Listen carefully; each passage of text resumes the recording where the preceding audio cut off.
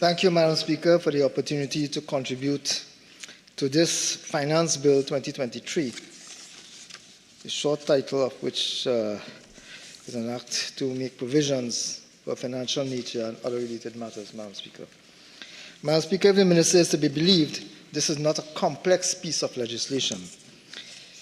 However, having just spent an extended amount of time providing an explanation for what he says is not a complex piece of legislation, I think the Minister in his presentation lacked on he was completely unconvincing, but I think he lacked the concern. He lacked the concern to provide some pieces of information, Madam Speaker, with regards to this bill and with regards to the clauses of the bill, which I would like to put in the public domain, Madam Speaker. This is not a simple bill, Madam Speaker. This is a very complicated bill. The legislation, the wording might be very simple, but the effect of these pieces of legislation, these amendments, Madam Speaker, it will be far-reaching and substantially devastating to the population of Trinidad and Tobago. These 8 clauses, over 8 pages, including the explanatory notes, Madam Speaker, demonstrate the material and substantial disconnect and misalignment between the policies of the government and the needs and welfare and priorities that this country and the people of this country require from it. Madam Speaker, the bill seeks to make several corrections to mistakes and errors that the government itself had put in legislation prior to that. But above that, Madam Speaker, the bill intends to continue a level of complacency when it deals specifically with the implementation of law in this country. Madam Speaker, I begin with Clause 2, and I will go through clause by clause for the Minister's benefit and for the country's understanding as to what exactly this legislation does and how it affects them. Madam Speaker, Clause 2 writes off all penalties and interests on outstanding contributions owed by employers once this payment is made before December 20th, 2023. So all penalties being owed to the NIB has been wiped off once payment is made before December 20th, 2023. But, Madam Speaker, same clause 2, if payment was not made by 20th of December, the Minister has now come and given them an extra time frame within which they can, in fact, make their payments. Madam Speaker, the Minister in his presentation indicated that one of the reasons why he was bringing this amendment is because the public procurement legislation was passed after the last amnesty. And he was giving the offending employers who had broken the law and not made their payments as due, he was giving them the opportunity to update. Madam Speaker, the fact is, well, he was giving them the opportunity to update because they would have wanted to engage in the public procurement process. And as a result of that, since the law now requires, public procurement legislation now requires them to have provide clearance certificates for all taxes in Trinidad and Tobago, they would have had to provide a clearance certificate to show that they would have been compliant with their NIS requirements. Madam Speaker, on the basis of that, to facilitate those who were negligent in complying with the law, the Minister says he is now extending this amnesty. Madam Speaker, if businesses were interested in pursuing contracts, under the procurement legislation as it is now, shouldn't it be logical that they would have expedited their own work? They would have rushed forward to ensure their own compliance without having to wait on the Minister's say-so, to give them a blight, to beg them to come and get involved, Madam Speaker. The fact is that compliance is a requirement of law.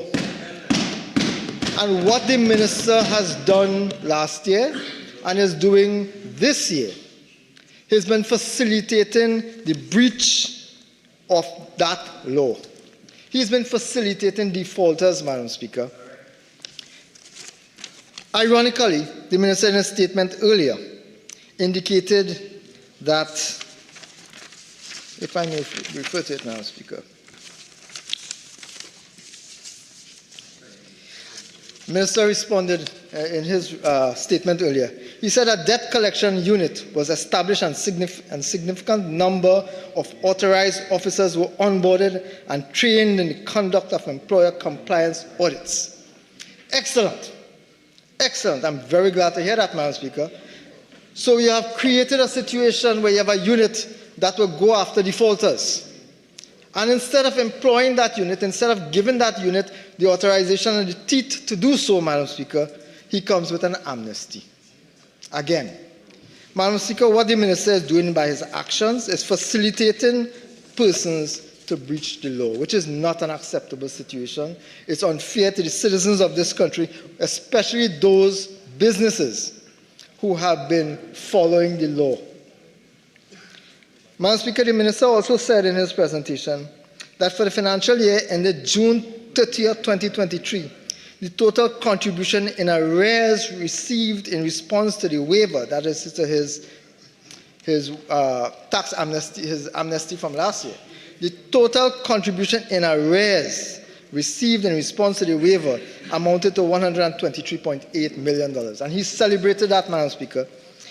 The problem, Madam Speaker, is that the total arrears outstanding for that financial year was actually $598 million. $598 million. The Minister gives an amnesty, and only $123.8 million was forthcoming in payment of arrears. If it didn't work the first time, what makes the Minister believe that it will work the second time? Because persons who did not pay this $470-odd million outstanding that was not paid during the last amnesty, Madam Speaker. Persons who did not reach that amnesty, who did not take advantage of that amnesty, Madam Speaker, continued to default, continued to earn penalties and taxes as a result of their non-compliance. Irregardless of the amnesty, they made a deliberate choice, Madam Speaker, and it is my view that when the Minister facilitates this kind of defaulting, he weakens the implementation of the law, he weakens the very NIB that he's seeking today to boast about, to tout about. He is literally weakening the financial support, the financial structure, the financial strength of the National Insurance Board, and that is unforgivable, Madam Speaker. Madam Speaker, the Ministry, the Minister of Finance is aware of the level of default and has been aware of that for the longest while, Madam Speaker. It is my view that this amendment being proposed today will do little because the level of default has continued to be extremely high, and on every occasion the Minister has been bending over backwards, depriving taxpayers of due taxation, depriving the revenue fund of revenues that they critically need. He has been doing that willingly, and what has happened now, Madam Speaker, is that businesses will continue to default, Madam Speaker. They will continue to default. What is required is a level of action, a level of aggression by this government and this minister that they simply see no urgency in doing. Even though the National Insurance Board has been in crisis, even though the National Insurance Board has been using up its investments, Madam Speaker, I believe the minister has himself cited a $1.8 or $1.2 billion deficit between revenue and expenditure in the National Insurance Board, which means that they were eating into their investments to make their payments, Madam Speaker. Even in that situation, the minister is depriving the National Insurance Fund and the National Insurance Board of revenue. Madam Speaker, I want to refer to a Guardian article dated 31st of October 2020, because this, I think, includes some policy suggestions that the minister should take careful consideration of. And this matter, Madam Speaker, the Guardian article is headed, delinquent employers owe NIB millions in workers' contributions. So in 2020, the National Workers Union raised this issue publicly. They raised the issue, Madam Speaker, by writing to the NIB, by writing to the DPP, by writing to the police commissioner, trade unions, and parliamentarians on this issue, the outstanding money owed by employers to the NIB. They viewed this situation as utterly scandalous because, Madam Speaker, they are aware that when employers do not make their payments, it is the employees that suffer. It is employees who are put at risk, and that is unfair. But according to this article, ma'am, the National Workers Union viewed that transaction where employers were negligent in complying with the law as a matter of fraud, which is why they wrote to the DPP, which is why they wrote to the police commissioner, Madam Speaker. And I want to cite for the minister's recommendation something that was recommended in 2020 that I think the minister must consider today. Before we go to amnesty, Madam Speaker, I think we need to do a little bit more to get compliance in place, Madam Speaker. If I may quote, Madam Speaker, the same newspaper article of the 31st of the 10th, 2020. Michael Anisette, General Secretary of NATUC, said stronger legislation was needed to deal with delinquent employers as the fine is too small. That is something we should see here today, not an amnesty. He suggested that a database be set up by the NIB so employees, Madam Speaker, those who are affected, employees will be able to monitor payments made to the NIB after deductions are made. In this way, any attempts to manipulate the system will be prevented. I continue with the quotation, Madam Speaker. He said, the NIB should also publish in the newspaper the names of all employers who have not fulfilled their duties to the NIB. He said this is a way of embarrassing errant employees into compliance. The same article also refers to the ECA, the Employers Consultative Association. And these are the employers, the Employers Consultative Association. They were saying, and I quote, Madam Speaker, we would advise employers of the possibility of litigation as well as the denial of a benefit to employees. National insurance deductions and contributions are a statutory requirement, and depending on the circumstances, non-payment to the NIB could be deemed as an act of fraud, Madam Speaker. And here we are today with a minister coming forward and saying, let's give them a bly again. Let's bypass the need for funding. Let's bypass the need for prosecution of employers who have not fulfilled their legal requirements, Madam Speaker. It is facilitating the breaking of law. It is unacceptable, and that is the government's policy. This is the second amnesty in 2 years. Madam Speaker, I want to refer as well to a newspaper article dated the 11th of April 2023. In that newspaper article, Madam Speaker, the Ombudsman, the Office of the Ombudsman, was raising an issue that dates back to the 2017 report, where the Ombudsman stated, and I quote, this report was actually laid in Parliament, Madam Speaker, non-payment of employees' national insurance contributions by employers is a recurrent issue, and this office has received several complaints. As you know, Madam Speaker, the Office of the Ombudsman deals with complaints by the members of the public when the state agencies are not doing the job that they are supposed to be doing. The report said that the 41st annual report, that would go back to 2017, cited a Parliament committee's call for the NIB to improve its oversight of the collection of contributions from employers and its registration of all employers who are not currently registered or paying NIS.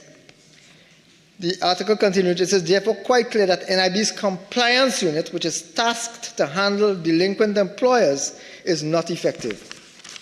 Pair that, Madam Speaker, with the minister's boast today about increasing the staffing, etc., creation of the unit in the ministry, in the National Insurance Board, for the prosecution and persecution of agencies that have, employers in particular, that have broken the law.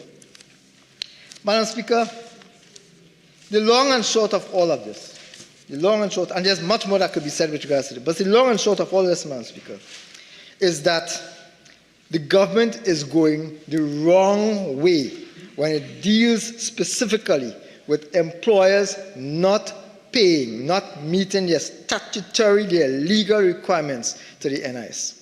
What they are doing is depriving the NIB of funding, but they are facilitating employers in disenfranchising employees of their due rights, Madam Speaker. Last year, in fact earlier this year, Madam Speaker, there was a Guardian article that cited that one of the major offenders of entities that are not meeting its payments was the very same government. The very same government. That Guardian article highlighted several agencies, several boards, several government institutions, which were in fact indebted to the NIB to the tune of millions and hundreds of millions, Madam Speaker. Hundreds of millions. The MTS at that time, $75 million outstanding. Ministry of Education, $35.9 million. WASA, $16 million. Ministry of Science, Technology and Tertiary Education, $23 million. UTT, $21 million. Employment Training Program, $16 million. Ministry of National Security, $12 million. Madam Speaker, I have a question for the Minister, and I hope that whenever he comes back, because he seems to be very, well, he has presented his bill, has asked for the opposition to comment, and he has disappeared. Walked out of the chamber. This is very disrespectful. But I will move on, Madam Speaker. I want to ask the Minister. You will have your chance, sir. You will have your chance. You'll speak then, please. You will speak then, Madam Speaker. I want to ask the Minister, is it that all of these entities, all of the government agencies, all of them will now be forgiven their penalties and taxes owed as a result of not being compliant? Is it that these agencies are going to be forgiven as well? Is that why we are bringing this amendment today, so that government gets a free pass for breaking the law itself, Madam Speaker? Completely unacceptable, Madam Speaker. But I want to go forward, Madam Speaker.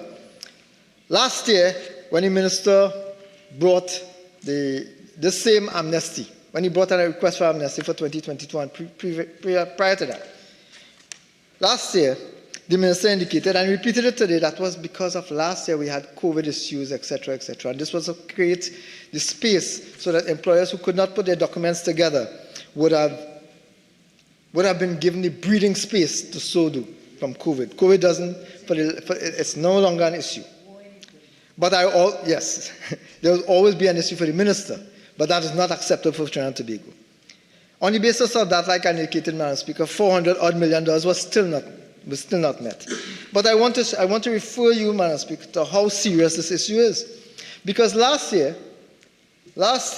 when they came here, the Minister indicated in piloting this bill that serious aggression was going to be placed in prosecuting and prosecuting offenders.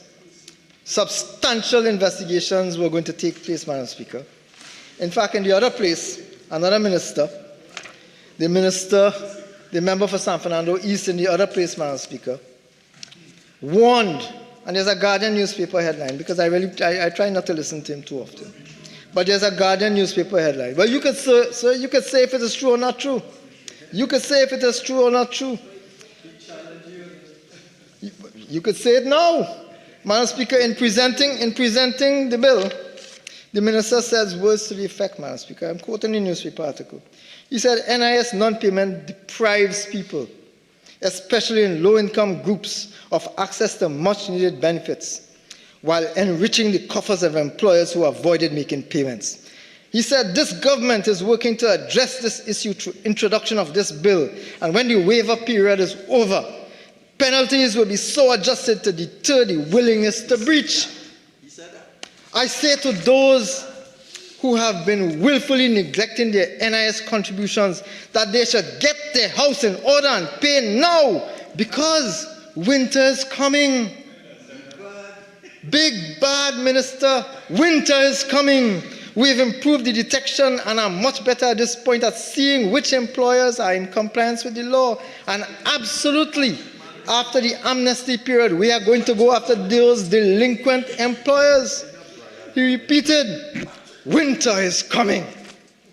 Madam Speaker, you know what their version of winter is? Give the defaulters a blight.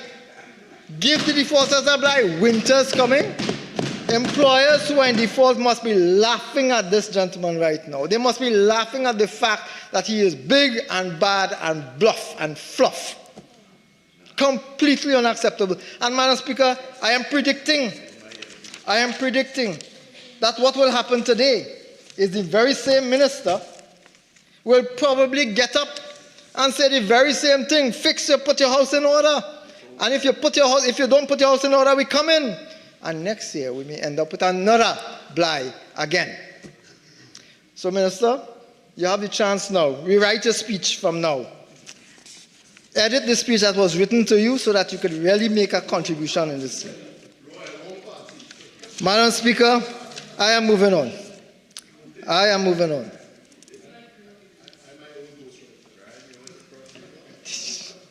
No, we don't necessarily need him across here. We don't want him across here at all, Madam Speaker. Madam Speaker, 39C4. Just to repeat to 39C4, Madam Speaker. If they breached the law before, they broke the law before, what in the world makes this government believe that they will not breach it again? It is a definition well repeated in this House on a multiplicity of occasions. It is a definition of absolute madness and chaos, Madam Speaker. The same situation will occur and reoccur, Madam Speaker. Madam Speaker, I move on to Clause 3 of the bill. Clause 3 of the bill makes amendments to the Income Tax Act and seeks to provide a $4,000 payment to persons who retired compulsorily, voluntarily, with permission, or on the grounds of ill health for the period 2014 to 2016. The Minister indicated that this was on the basis of several conversations and discussions with various unions.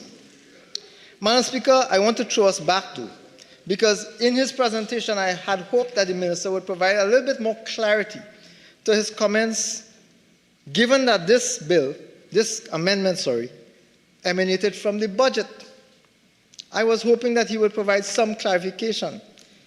So for the benefit of the listening audience, Madam Speaker, and just as a reminder to you, Madam Speaker, I want to repeat what the Minister said so I could treat with this in a bit more of a concise manner.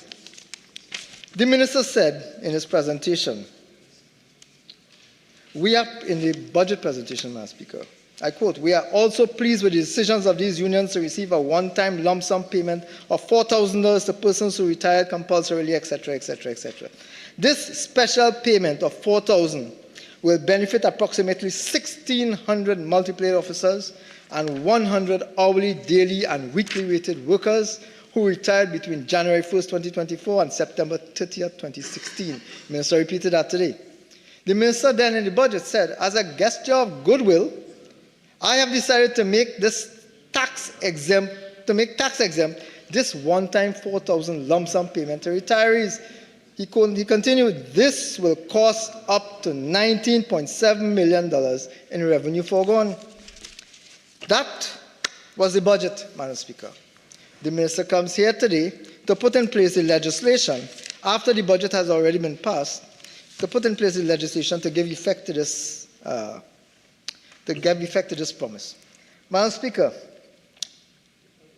we didn't have much of a time then, but I had the time to do the maths on behalf of the Minister. And I must admit, Madam Speaker, we have now gotten to a point where I think, as a Christmas gesture, Madam Speaker, I will be providing the Honourable Minister of Finance with a calculator, because clearly his maths does not match, Madam Speaker. He stated that this benefit will be passed on to 1,700 persons, 1,600 plus 100, who retired between January 1st, 2014 and September 30th, 2016. That cost will be $19.7 million. Madam Speaker, when I went to school, my maths teacher, Mr. Basdew, insisted that we not use calculators because we would lose the ability to do maths. Clearly, the minister has lost the ability to do maths. But it seems worse. It seems that he's also lost the ability to use a calculator.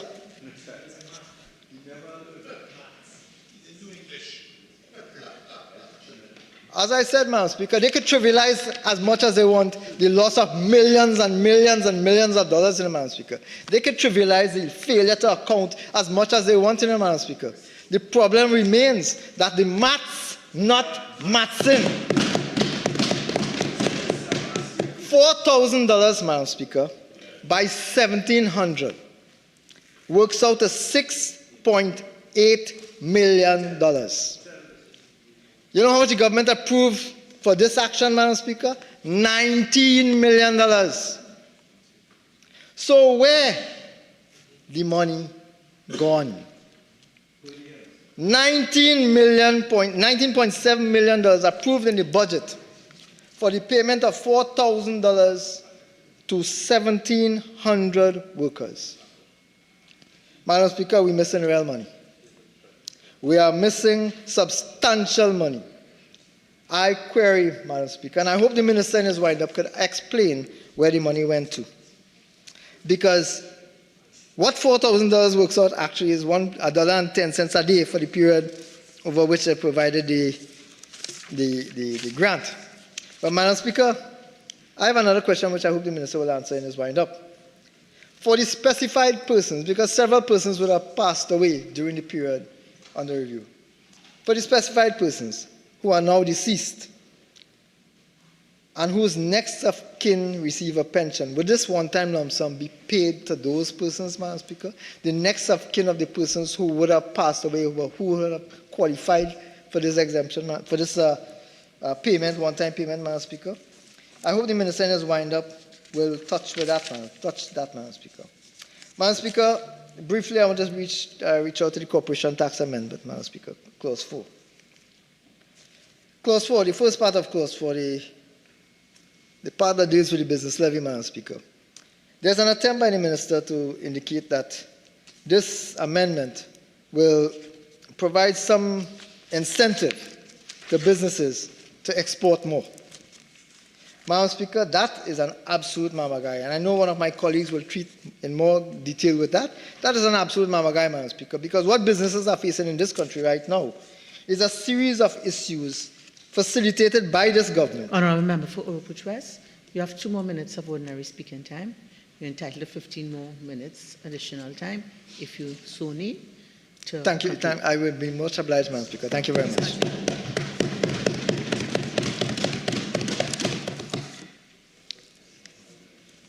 Yes, Madam Speaker, as I was mentioning, the amendment seeks to provide a facility seeks to create the impression that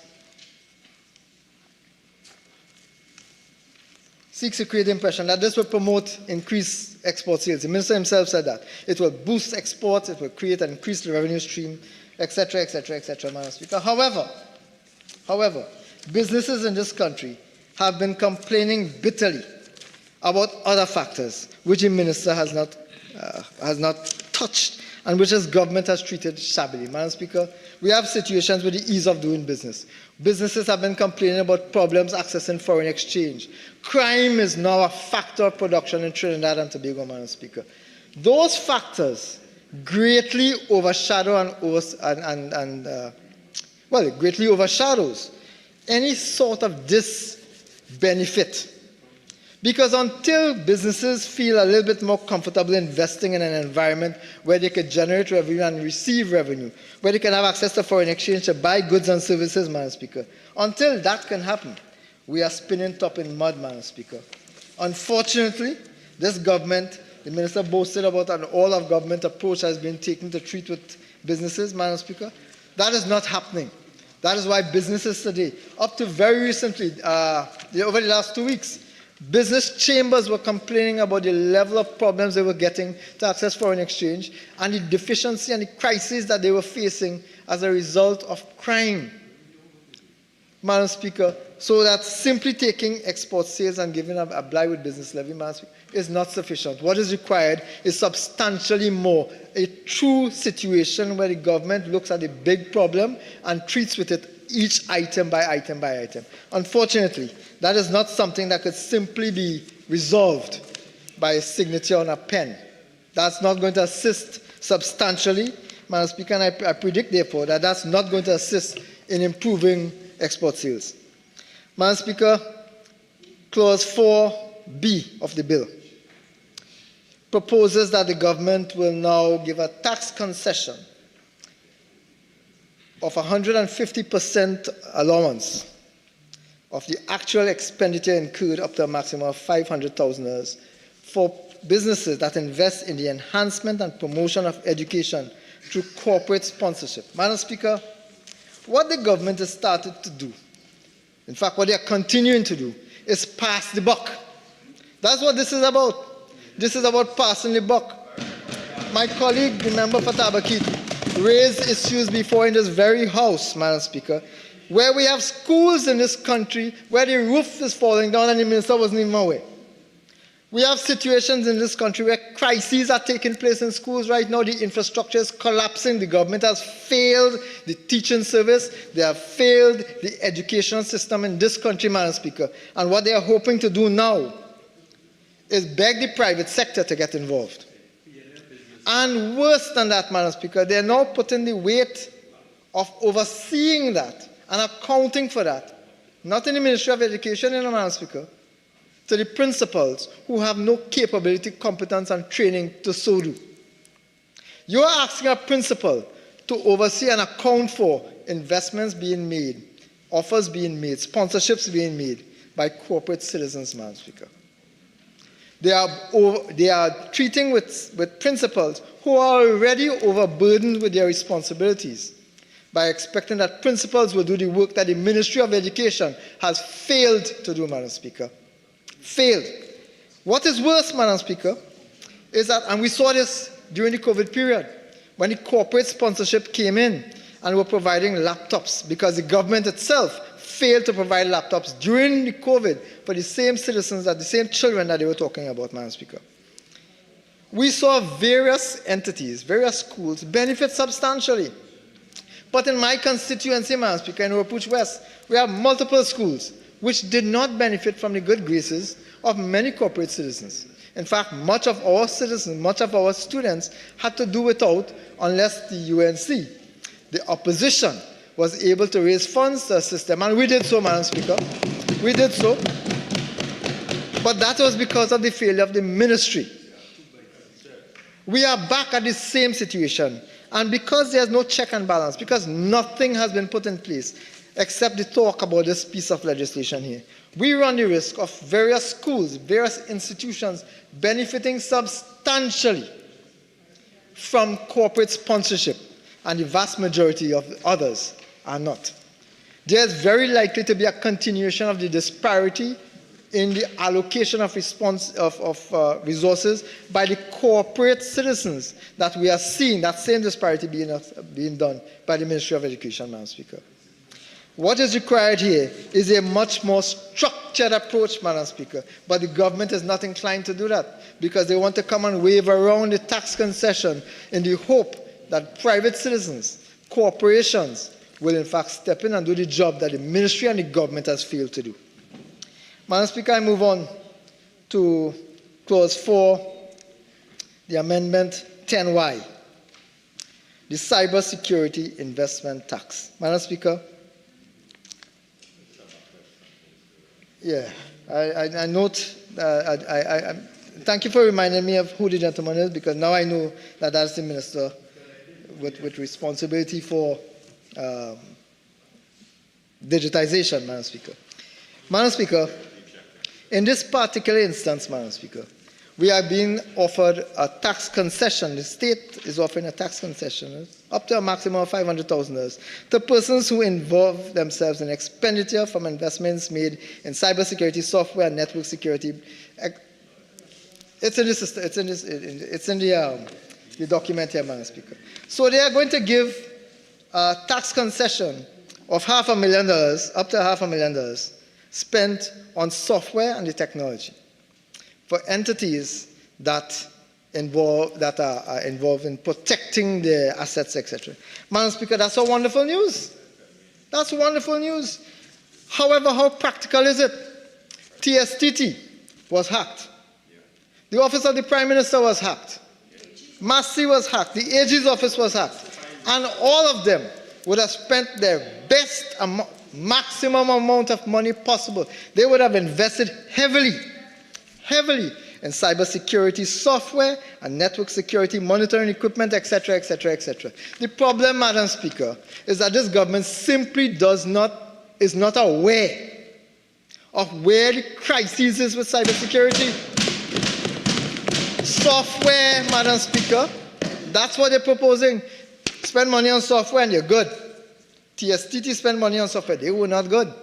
And we know that the Minister of Public Utilities to date has not provided any report on that matter. But that is a different matter, that's before you, Madam Speaker.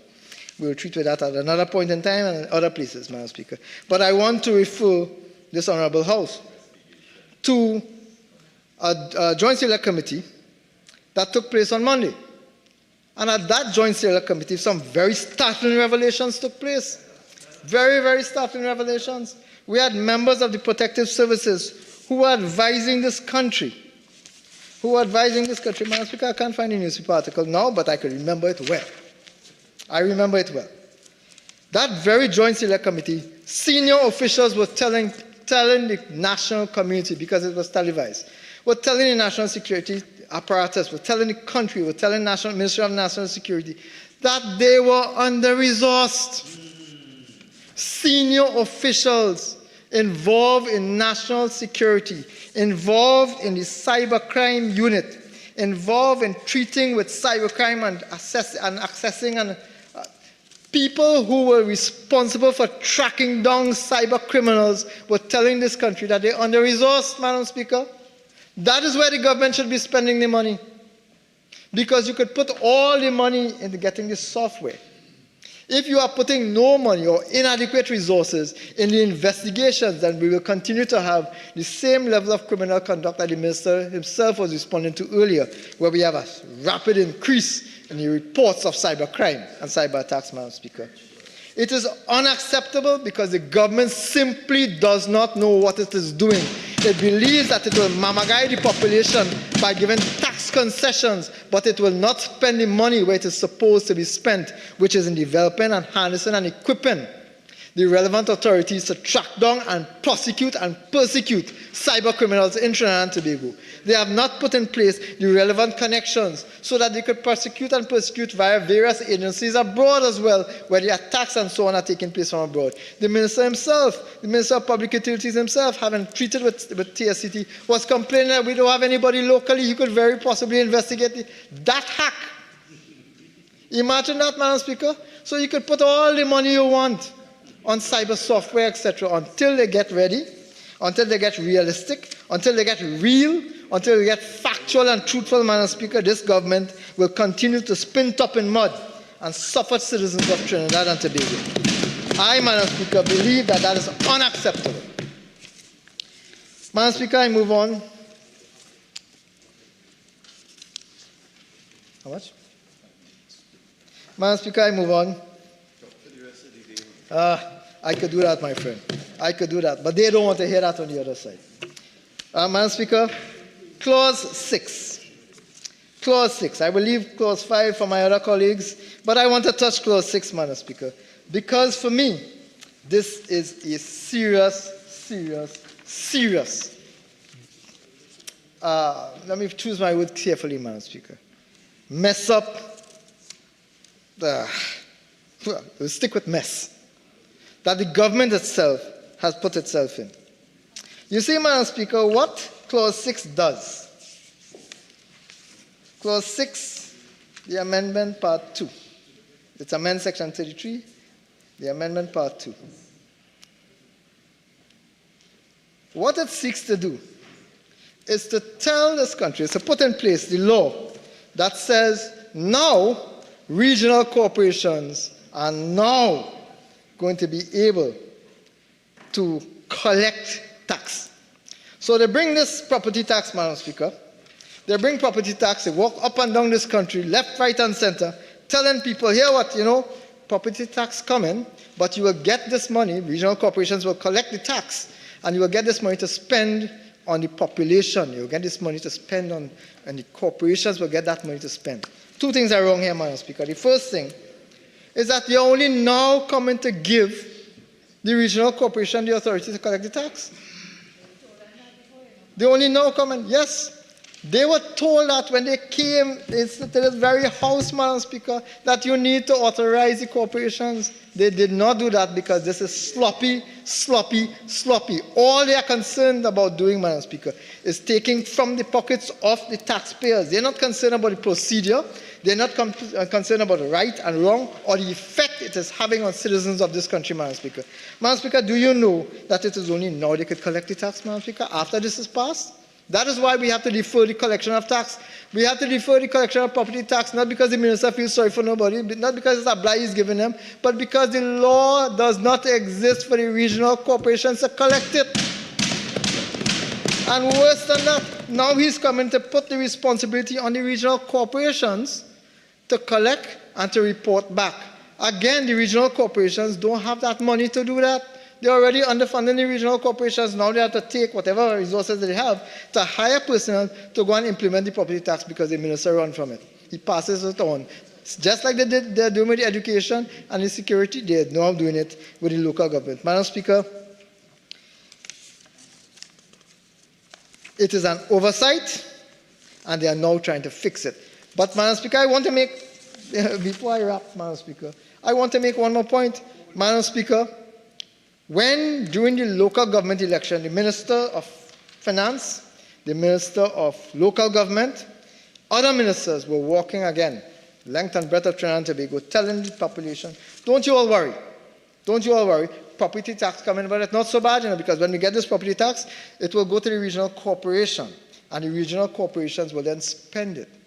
Creating the illusion, Madam Speaker, creating the illusion that it is more money going to regional corporations.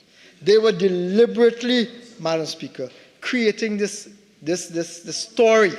Yes. It is a false narrative that more money was coming to the regional corporation. The fact is, Madam Speaker, that the law as it exists today,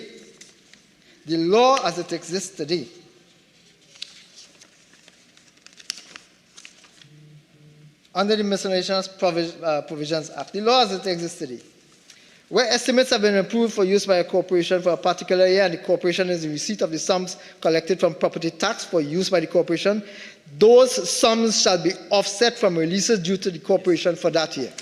So they are back to net zero. They were walking up and down, misleading the population, Madam Speaker, into thinking more money was coming, and that could not be further from the truth. So today they come in now to tell people, property tax, I cited it earlier and you are trying to take up my time, sir. You get your time. If you don't know, if you do not know, then clearly something is wrong with your responsibility. Find a lawyer and ask them. Madam Speaker, I want to continue, Madam Speaker. I'm wrapping up at this point, Madam Speaker. I have 1 minute. What I said before, as I began, I would like to end, Madam Speaker. The fact is that this government brought this finance bill with the intention of misleading and correcting errors that they have made in their own legislation. This is not a simple piece of legislation, Madam Speaker.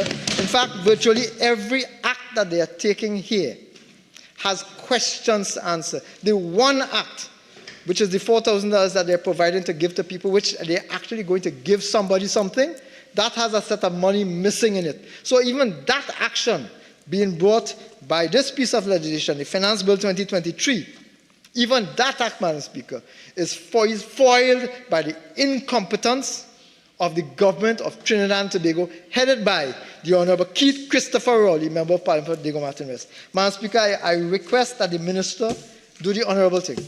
Scrap this bill and come with something that can help Trinidad and Tobago. I thank you very much, Madam.